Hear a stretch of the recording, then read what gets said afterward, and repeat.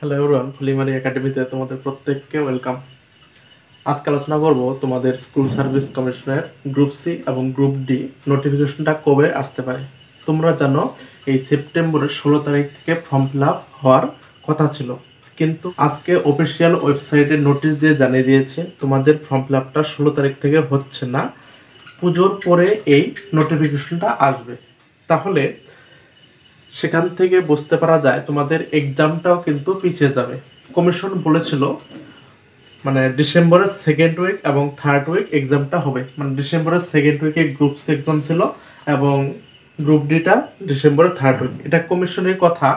কিন্তু form fill আপটা যেহেতু পিছিয়ে যাচ্ছে, এক্সামটাও কিন্তু খানিকটা পিছিয়ে যাবে। তাহলে আনুমানিক এক্সামটা কবে হতে পারে সেখান থেকে আমরা একটা ধারণা নেব। তাহলে ওরা বলেছে দুর্গাপূজার পরে ফর্ম ফিল আপ শুরু হবে। তাহলে ধরে নিলাম অক্টোবরের মাঝামাঝি, মনে করো second week form fill up হবে। দুর্গাপূজার পরে বলেছে অক্টোবরের সেকেন্ড উইক বা থার্ড উইক।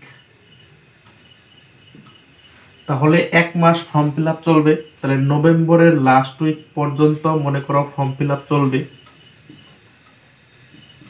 Last week.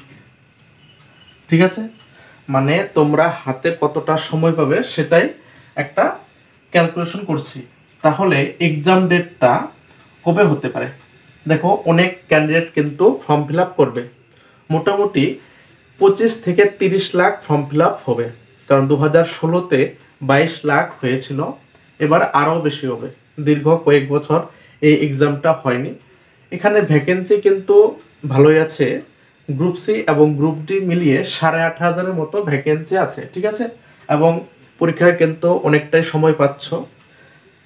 তাহলে এই নভেম্বরে যদি ফর্ম ফিল আপ কমপ্লিট হয়, তাহলে 2 মাস তাদের বিভিন্ন প্রসেস আছে, যেমন অ্যাডমিট ইস্যু করা, তারপর বিভিন্ন স্কুল কলেজের সিট অ্যারেঞ্জমেন্ট করা।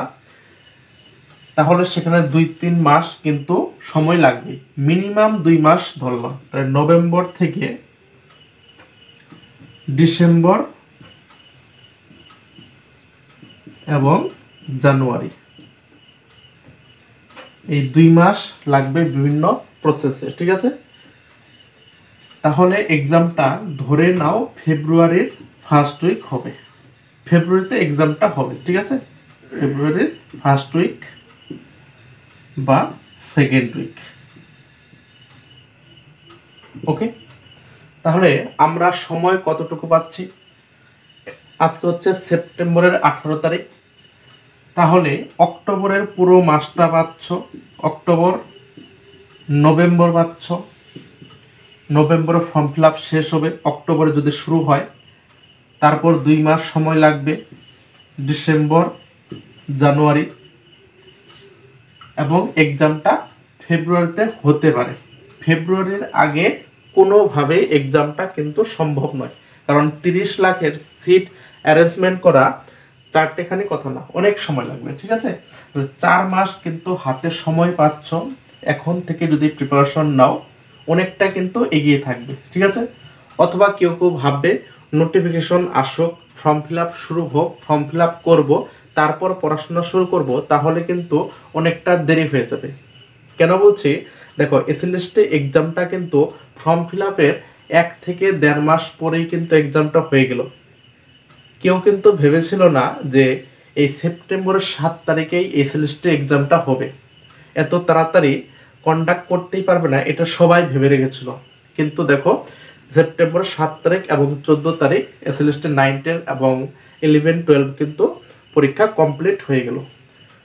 সেহেতু তোমরা কিন্তু ফর্ম ফিল আপ করার পরে বেশি একটা সময় পাবে না, তবে 2 মাস সময় পেতে পারো, ডিসেম্বর এবং জানুয়ারি। তাহলে এখন থেকেই কিন্তু প্রিপারেশন নিতে হবে। সর্বপ্রথমে কি করতে হবে, তোমাদের এই এসএসসি গ্রুপ সি এবং গ্রুপ ডি এর সিলেবাসটা ভালো করে দেখে নিয়ে তারপর প্রিপারেশন শুরু করো। প্রিভিয়াস ইয়ার্সের কোশ্চেন দেখো, কোন বিষয় থেকে কত নম্বর এসেছে। একটু তোমাদের সিলেবাসটা বলে দিই, হয়তো অনেকে সিলেবাসটা জানো, তবুও আমি একবার বলে দিচ্ছি। তোমরা জানো এসএসসি গ্রুপ সির জন্য কত নম্বরের পরীক্ষা হবে? 60 নম্বরে পরীক্ষা হবে। ঠিক আছে, গ্রুপ সি 60 নম্বরের মধ্যে পরীক্ষা হবে এবং সময়টা কিন্তু 60 মিনিট। এই 60 নম্বরের মধ্যে 4টি ভাগ থাকবে। জিকে থেকে 15, কারেন্ট অ্যাফেয়ার্স থেকে 15, ইংলিশ থেকে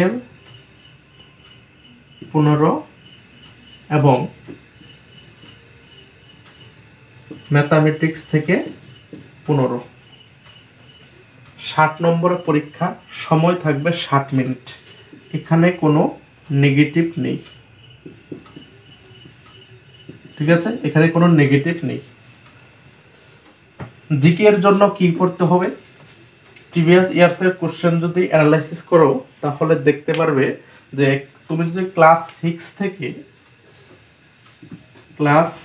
থেকে 10 পর্যন্ত হিস্টোরি, জিওগ্রাফি এবং সায়েন্স বই পড়ো, 9, 10 সায়েন্সের মধ্যে দুটি পার্ট আছে, লাইফ সায়েন্স এবং ফিজিক্যাল সায়েন্স। এই কয়েকটা বই পড়লেই তুমি কিন্তু জিকের 15 মধ্যে 15 নম্বরই কমন পাবে। তবে বলে রাখি, কোশ্চেন কিন্তু এবারও 2016-র মতোই সহজই হবে। এসএলএসটির কোশ্চেন হয়তো তোমরা দেখেছো, একদম কিন্তু খুবই সহজ হয়েছে। হয়তো অনেকে ভেবেছিল যে এবার কোশ্চেনটা একটু কঠিন হবে, কিন্তু কঠিন হয়নি। ঠিক আছে, তাহলে সহজের মধ্যে কোশ্চেন হবে। সেজন্য কি করবে, ক্লাস 6 থেকে 10 পর্যন্ত টেক্সট বইগুলো ভালো করে পড়বে, হিস্টোরি, জিওগ্রাফি এবং সায়েন্স। তবে ক্লাস 9-এর হিস্টোরি বইটা পড়ার দরকার নেই, সেটা ওয়ার্ল্ড হিস্টোরি থেকে কোনো কোশ্চেন আসবে না। ঠিক আছে, এবার সে কারেন্ট অ্যাফেয়ার্স। বিগত বছরে দেখা গেছে এই কারেন্ট অ্যাফেয়ার্স 15-র মধ্যে অ্যাকচুয়ালি কারেন্ট অ্যাফেয়ার্স এসেছিল 6 থেকে 7টা এবং বাকি 8 থেকে 9টা কোশ্চেন কিন্তু স্ট্যাটিক জিকে, সায়েন্স, তারপর হিস্টোরি, এইসব কোশ্চেন থেকে কিন্তু তুলে দিয়েছিল। সেহেতু বলা যায় এবার যে কারেন্ট অ্যাফেয়ার্স থেকে আগের বছরের মতোই থাকবে, এটা কিন্তু ভাবলে চলবে না। সেইভাবে তোমাকে কারেন্ট অ্যাফেয়ার্স কিন্তু রপ্ত করতে হবে। 2025-এর এই এক বছরের কারেন্ট অ্যাফেয়ার্স যদি পড়ো তাহলেই কিন্তু হয়ে যাবে, যেহেতু এক্সামটা 2026-এ হবে, অর্থাৎ বিগত এক বছরের কারেন্ট অ্যাফেয়ার্স পড়তে হবে। ইংলিশের জন্য কি করবে? ইংলিশে কত নম্বর থাকবে? 15 নম্বর থাকবে। সেজন্য কি করতে হবে? তোমাকে যেটা পড়তে হবে, আর্টিকেল প্রিপারেশন পড়তে হবে, সাবজেক্ট ভার্ব এগ্রিমেন্ট পড়তে হবে,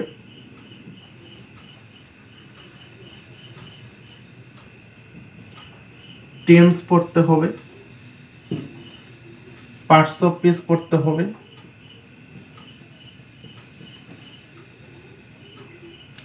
ভয়েস ন্যারেশন,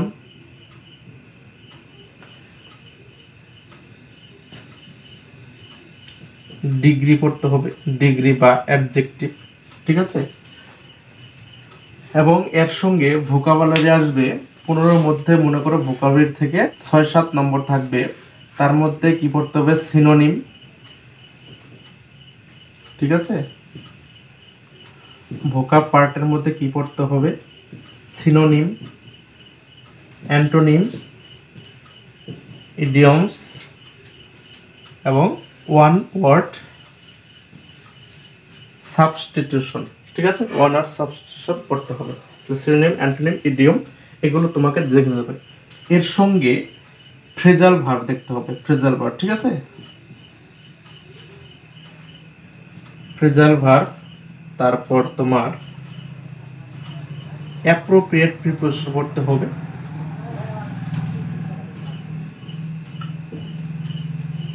অ্যাপ্রোপ্রিয়েট প্রিপোজিশন দেখতে হবে। তাহলে ইংরেজির জন্য এই article preposition, subject verb agreement অবশ্যই কিন্তু পড়তে হবে। এবং ফিল ইন দ্য ব্ল্যাঙ্কস আসবে। এই ফিল ইন দ্য ব্ল্যাঙ্কসের মধ্যে verb, parts of speech, tense, preposition এগুলো থাকবে, voice narration, degree, synonym, antonym, appropriate preposition, phrasal verb. এগুলো এই কয়েকটা অধ্যায় কিন্তু তোমাকে অবশ্যই ভালোভাবে রপ্ত করতে হবে। এবং ম্যাথের জন্য কি পড়বে? ম্যাথের জন্য সিলেবাসে দেখবে বলা আছে 2016 যে সিলেবাসটা আছে, সিলেবাসটা এবারও কোনো রকম চেঞ্জ হবে না। সেখানে বলা আছে মানে অ্যারিথমেটিক পার্টটা, বীজগণিত আসবে না, ত্রিকোণমিতি, পরিমিতি এগুলো আসবে না, শুধু পাটিগণিত আসবে। এখানে বলবো 6 থেকে 10 পর্যন্ত যে পাটিগণিতের অধ্যায়গুলো আছে সেগুলো দেখলেই হয়ে যাবে। এবং সিলেবাসেও দেখবে বলা আছে যেমন সময়, কার্য, লাভ, ক্ষতি, পার্সেন্টেজ, তারপর লসাগু, গসাগু এগুলোও কিন্তু দেখে যেতে হবে। ঠিক আছে, তাহলে আজকের এই ছিল আলোচনা। এবং গ্রুপ ডির সিলেবাসটা বলে দেই। গ্রুপ ডি হচ্ছে 2016-তে 45 নম্বরে হয়েছিল, এবার 40 নম্বরে হবে।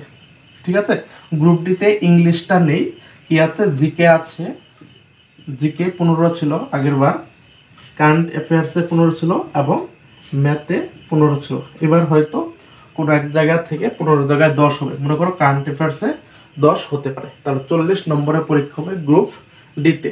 গ্রুপ সি এবং গ্রুপ ডির সিলেবাস একই সিলেবাস।